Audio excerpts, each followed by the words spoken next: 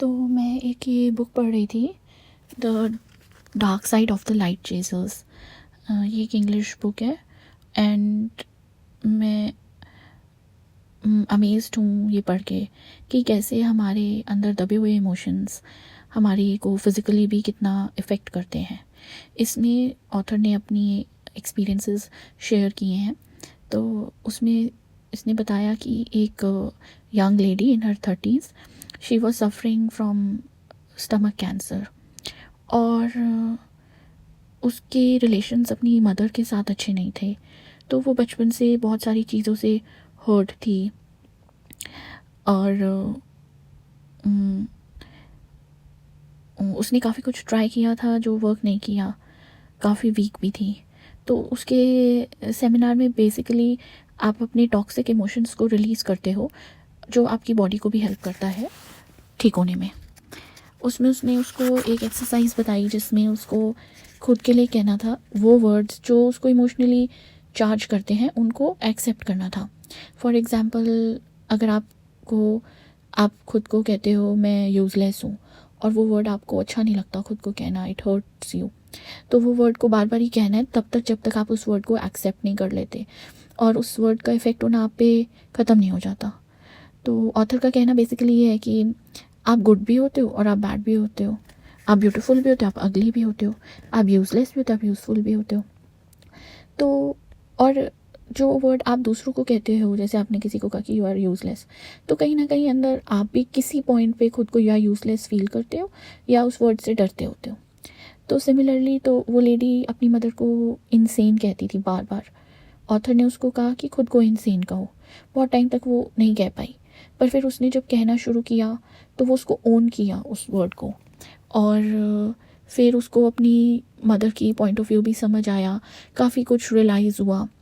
And फिर वो ये पूरी एक्सरसाइज के बाद जब उसका माइंड पीस में आया तो उसकी शी इज़ कैंसर फ्री, अब उसको वो कैंसर नहीं है। सिमिलरली उसने एक और लेडी का बताया कि वो 60s में थी और उसके फादर हमेशा उसको बोलते थे कि गर्ल्स ऊंचा नहीं बोलती, गलत वर्ड्स नहीं यूज़ करती, किसी को उल्टा जवाब नहीं देती। तो उसने अपनी पूरी लाइफ में कभी किसी के साथ गलत नहीं बोला था, किसी को कुछ गलत नहीं कहा था, कभी शाउट नहीं किया था, कभी एंगर नहीं शो किया था। तो उसको एक्सरसाइज कर और उसके अब इस एज में उसकी थ्रोट में कुछ प्रॉब्लम्स हो गई थी, मैं वो वर्ड्स भूल गई हूँ। तो वो प्रॉब्लम्स उसको लगा कि शायद उसके इमोशन से रिलेटेड है। तो उसको एक्सरसाइज कराई गई जिसमें उसको शाउट करना था, बहुत बहुत गुस्सा करना था और अब्यूज़ भी करना था, कुछ ना कोई गाली देनी थी। और उसके बाद उसने बहुत रिलैक्स्ड फील किया और कुछ दिनों बाद उसकी वो थ्रोट प्रॉब्लम भी सॉर्ट आउट हो गई। तो मैं ये सोच के हैरान हूँ, बट एक्चुअली ऐसा होता है कि अगर आप अपने अंदर बैड और टॉक्सिक इमोशंस को स्टोर करते हो तो वो आपकी बॉडी को कहीं ना कहीं इफ़ेक्ट करता है, स्पेशली कैंसर। तो हमें उन इमोशंस को रिलीज़ करना चाहिए, चाहे शाउट करके, चाहे रो के, चाहे कैसे भी। हम एनिमल्स को देखते हैं, वो भी अपने कोई भी साउंड्स निकालते हैं, उनको कोई जज भी नहीं करता। तो हमें भी अपने इमोशंस को निकालना आना चाहिए, बस इमोशंस को राइट वे से निकालना आना चाहिए, उसको चैनल करना आना चाहिए। ये नहीं होना चाहिए कि आपको किसी पे गुस्सा आया और आप उसको हर्टफुल वर्ड्स बोल दो। जैसे वो ऑथर ने कहा कि मैं अपना गुस्सा बैटिंग करके निकालती हूँ, कि एक बहुत बड़ा पिलो का स्टैक बना लिया और उसके ऊपर बैट से ज़ोर ज़ोर की हिट किया, एंड दिस इज़ हाउ वो अपना इमोशन एंगर का रिलीज़ करती है। हमें बस उस इमोशन को इंटरनली खुद के साथ मिरर के सामने एक्सेप्ट करना चाहिए और उसको फिर जब हम एक्सेप्ट कर लेते हैं तो उस पर वर्क भी कर पाते हैं। तो बेसिकली इस बुक में वो बताते हैं कि हमारे इमोशनल वूंड्स और सरप्रेस्ड एनर्जीज़, रिप्रेस्ड इमोशंस कैसे हमें फ़िज़िकल इलनेस दे सकते हैं। सेम चीज़ मैंने एक और बुक में पढ़ी थी जिसमें हमें बताया कि कैसे डिफरेंट ऑर्गन्स इफ़ेक्ट होते हैं हमारे डिफरेंट इमोशन से। फॉर एग्ज़ाम्पल, अगर हमें एंगर, फ्रस्ट्रेशन या रेज है तो हमारा लिवर इफ़ेक्टेड होता है और उसके सिम्टम्स भी बताए हुए थे, जैसे headache, tight muscles, digestion issues. इसका इमोशनल रूट कॉज होता है कि मैं अलाउड नहीं हूँ गुस्सा करने के लिए, अपने इमोशंस को कंट्रोल करना, क्योंकि वो गलत दिखेगा। ऐसे ही किडनीज इफ़ेक्टेड होती हैं अगर हमारे को फियर हो, सर्वाइवल स्ट्रेस हो, इनसिक्योरिटी हो, जैसे lower back pain, bladder issues, hair thinning. इसका डीप फियर होता है कि आई एम नॉट सेफ़। और एग्जांपल है जैसे growing up with financial insecurity और फियर ऑफ अबंडनमेंट। और ऐसे ही लंग्स इफेक्टेड होती हैं अगर आप में ग्रीफ, सैडनेस हो, लॉस हो। इसके सिम्टम्स होते हैं breathing issues, asthma, tight chest. Root cause होता है emotional unprocessed grief, suppressed crying. और ये यूजुअली होता है when you loss a loved one और कोई हार्ट ब्रेक जो कभी प्रोसेस नहीं हो पाया। आप इनमें से अपने सिम्टम्स को समझ के उस चीज़ पे वर्क भी कर सकते हो, जैसे मैंने किया था। मेरा बेसिकली फियर और सर्वाइवल स्ट्रेस था, फाइनेंशियल इनसिक्योरिटी। तो मेरी किडनीज़ पे आई एम श्योर मतलब इतना असर नहीं था, बट मुझे लोअर बैक पेन ये सब था, फिटीग। तो ऑब्वियसली किडनी एकदम वो होना तो बहुत एक्सट्रीम केस में होता है, but you can work and recover from these things. ऐसे ही स्टमक और डाइजेस्टिव सिस्टम पे इफेक्ट होता है अगर आप बहुत वरी करते हो, पावरलेसनेस फील करते हो या बहुत कंट्रोलिंग होते हो। तो उसके सिम्टम्स होते हैं ब्लोटिंग, नोजिया, अल्सर्स, एसिडिटी, गट इश्यूज़, PCOS। और इसका इमोशनल रूट होता है over thinking, emotional suppression, fear of losing control.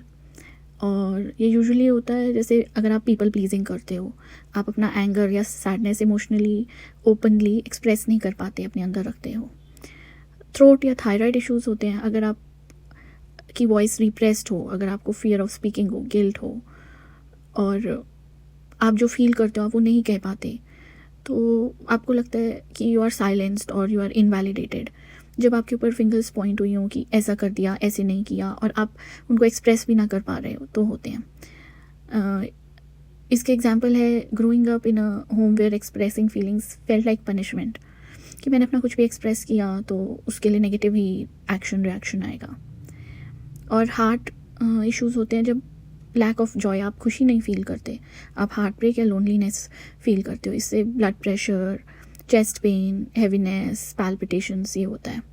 इसका रीज़न होता है रिजेक्शन, बिट्रेयल, और या आपको प्यार नहीं मिला या बहुत आइसोलेटेड फील किए।